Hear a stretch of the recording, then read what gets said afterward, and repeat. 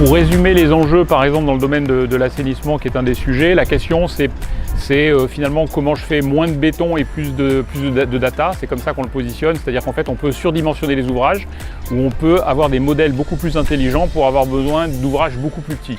Et donc c'est ça le vrai enjeu derrière tous les systèmes de pilotage des réseaux, de pilotage de l'eau, de l'assainissement. Et dans le domaine de la collecte des déchets, on a des approches très similaires qui visent à optimiser et à réduire tout ce qui ne sert à rien.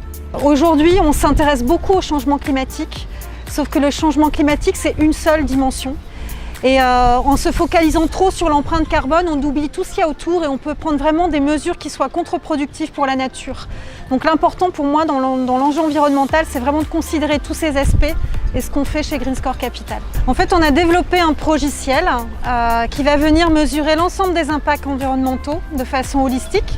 On va mesurer la dégradation des habitats naturels, la surexploitation des ressources, le changement climatique, la pollution et les espèces invasives et maladies. Nous travaillons sur l'ensemble des sujets autour de la transition écologique, notamment les 17 ODD de l'ONU. Et là, les trophées qui ont été donc décernés sont à la fois sur Green Score Capital qui travaille sur l'impact environnemental, le suivi et la gestion de l'impact. Et puis France Industrie Assainissement qui propose des centrales d'épuration autonomes.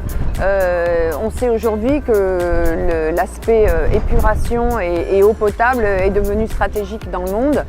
Donc ils ont à mon avis un grand avenir devant eux. Chez France Industrie Assainissement, notre métier, ou plutôt notre mission, c'est de fournir des solutions durables au métier de l'eau. Donc on a un métier qui est simple, c'est de préserver l'eau. Notre métier principal, c'est vraiment le traitement des eaux usées. Et quand on sait que 80% des eaux usées sont rejetées dans la nature sans aucun traitement, ça donne un petit peu la consistance du projet. De participer au challenge des innovations durables, ça me semblait assez logique dans la catégorie éco-conception et déchets, puisqu'en fait l'outil qu'on propose permet d'améliorer l'impact environnemental du produit, par exemple, d'une entreprise dès sa conception, en considérant les 5 éléments dont je vous ai parlé. Nous sommes une petite PME, donc l'impact qu'on pourra avoir est lié aux moyens que nous pouvons mettre en face.